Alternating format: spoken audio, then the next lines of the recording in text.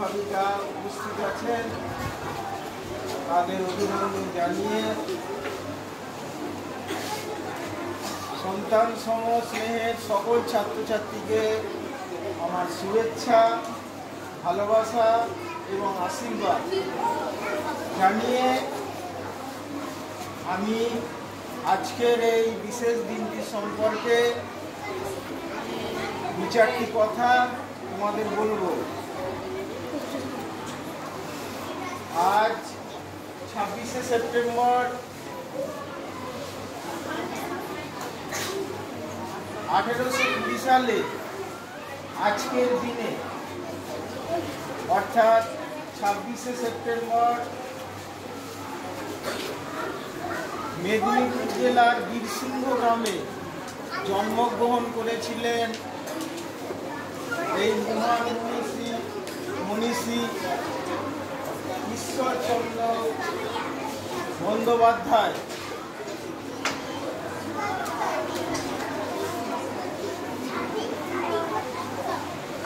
ওনার পিতার নাম ছিল ঠাকুরদাস বন্দ্যোপাধ্যায় এবং মা ভগবতী দেবী। ঈশ্বরচন্দ্র বিদ্যাসাগর খুব কষ্টে লেখাপড়া শিখেছিলেন। তিনি অত্যন্ত সাধারণ ঘরে জন্মগ্রহণ করেছিলেন,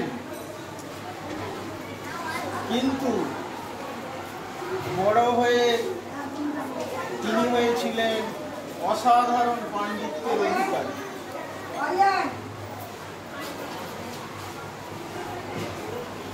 এই অগাধ পাণ্ডিত্যের জন্যে ওনার নাম হয়েছিল বিদ্যার সাগর, অর্থাৎ বিদ্যাসাগর। সাগরে যেমন জলের কোনো শেষ থাকে না, ওনার পাণ্ডিত্যে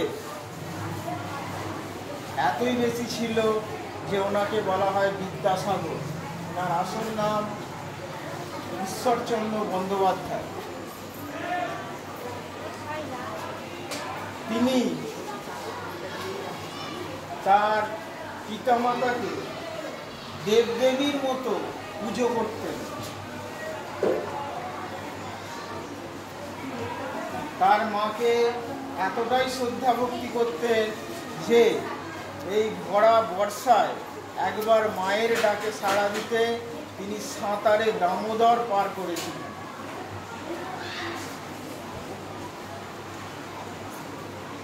তিনি পরের দুঃখ দারিদ্র্যে নিজেকে উজাড় করে দিতেন।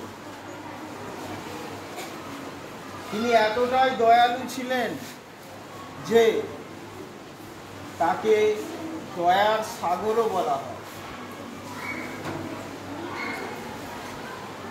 পাড়া প্রতিবেশী, গ্রামে, সমাজে যেখানেই হোক কোনো মানুষ যদি দুঃখে কষ্টে পড়ে, তখন ওনার কানে যদি পৌঁছে যেত তখন উনি সর্বস্ব দিয়ে তাদেরকে সাহায্য করতেন।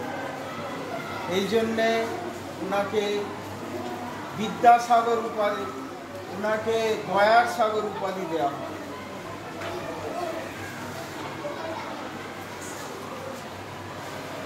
যাই হোক, এই মহান ব্যক্তি 1891 সালে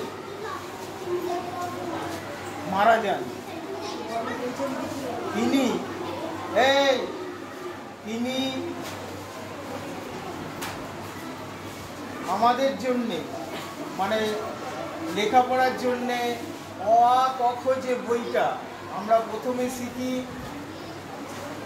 সেই বর্ণ পরিচয় বইটা এই বিদ্যাসাগর মহাশয় লিখেছিলেন। এছাড়া বোধোদয়, সীতার বনবাস, এরা অজস্র বই তিনি লিখেছেন। একবার একটা এনার সম্পর্কে একটা ছোট্ট গল্প বলে আমি শেষ করব। একবার ওনার এক বাল্যবন্ধু, খুবই পরিচিত নাম ক্ষুদিরাম বসু, আসতে ওনার বাড়িতে এসেছিলেন। এবার ক্ষুদিরাম বসুর সাথে ভালো মন্দ নানা রকম গল্প করতে করতে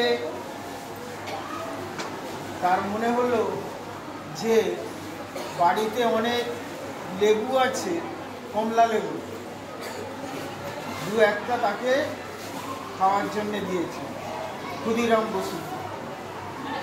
ক্ষুদিরাম বসু লেবুগুলো ছাড়িয়ে খেয়ে তার যে ছিবড়েটা ফেলে দিচ্ছে, সেটা দেখতে পেয়ে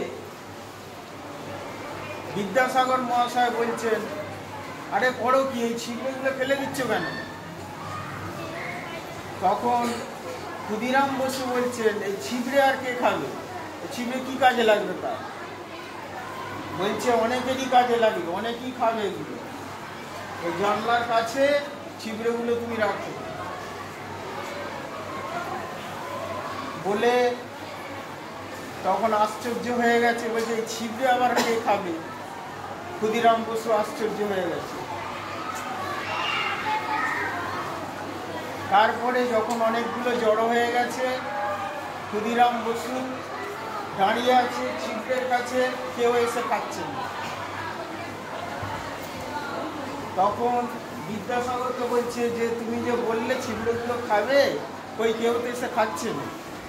বলছে তুমি সরে এসো, তোমাকে নতুন দেখে ওনারা এখন আসছেন। বলে সরে এসেছে। বিদ্যাসাগর মহাশয় ছিবড়ের কাছে গিয়ে দাঁড়িয়ে আছে।